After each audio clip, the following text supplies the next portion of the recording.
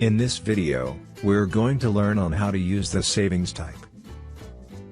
We're going to add a depth. Let's put here, Christmas savings for example, nothing fancy, and then we're going to put here savings. Now, we can use it in several ways. Again, this is to a point similar to a rent, if you will. The difference is that you're going to put this money, that you are taken from you, as you're considering these savings as a debt. In other words, that you need to pay, so you're going to put that money aside, either for a rainy day, for a trip, or for a celebration at a certain date. So you can, if you're going to do it every month, you're going to put, for example here, to mark that the amount is going to be in the next month, the same automatically. And you can put here, for example, reason to save, or specifically a Christmas saving that could be that.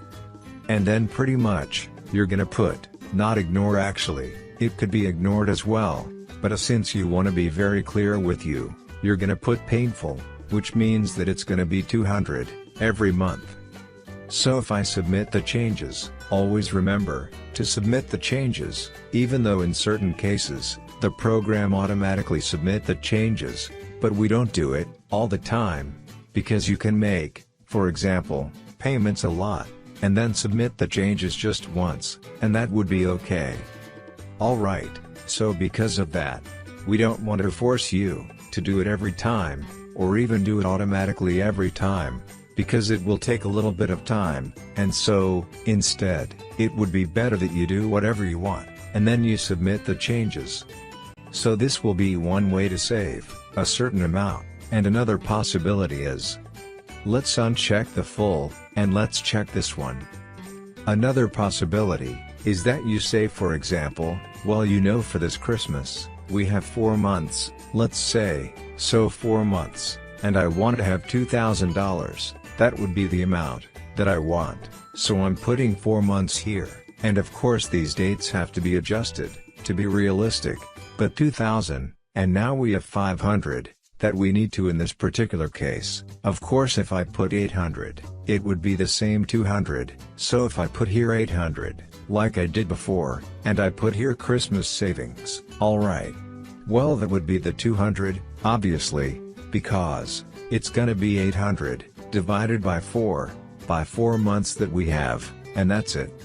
So you decide, the time maybe it's not for this Christmas, for the next one, in which case we will have 16 months, and maybe we want to have a big celebration, or something, and then we can have more money, and now you know how much money to save, and put aside, and take the money and put it in the jar, to be saved.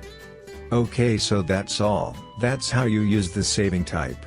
2 ways, either by putting a number of months, and the total, or by putting a fixed amount, if you're gonna do it, kind of you're saving consistently, kind of a forever thing. As a matter of fact, you can have several saving types, and it could be 4 different things, and it could have different parameters. One could be the one that you do normally. Let's say that you do $200, so you do $200 kind of a forever, and then you have another saving for a specific purpose, and that could be also added here, and could be completely independent, even if you put the same number, to be grouped as savings, so you know how much money to put aside. I can do that example, so let's say that this is that you want this for Christmas, something special, to have aside for gifts, and then this one, I'm gonna add another one, and I'm gonna put here, my savings. In this particular case, to show you the powering of grouping, I'm gonna put here, saving, as a descriptor, or as an aid of your depth, saving. What's going to happen, is that this one, will group, and then, in that particular case, I can put for example here, let's say, that I want to save at least $100, I'm gonna put here, savings.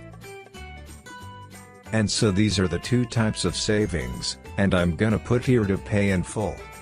I'm sorry, I put it in the wrong place. So here to pay in full, so I have these 2. So in this case, we have 2 different savings, for 2 different purposes. If we wanted to group, and make one group, the creditor here, which is also a description, obviously, you will need to move the description to the notes, like putting here, "This is my savings," or "my monthly savings," and here the Christmas savings, and then put generically here, "my savings," so it will be possible to again move the Christmas savings here, for example, or at the bottom, to indicate right here, "Christmas savings." Let's delete that. This is from the notes, right? And then, here I can put, "my savings," and in that case, we can submit the changes.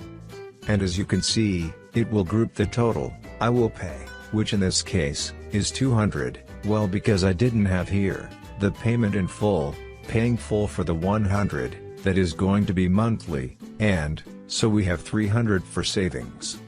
So, if we wanted to group, like this, which is the way it should be, for many, if not all types, we need to put the same, in the creditor, but still we can put the notes here, and know that this is a Christmas savings, and this one could be monthly, for example, monthly savings.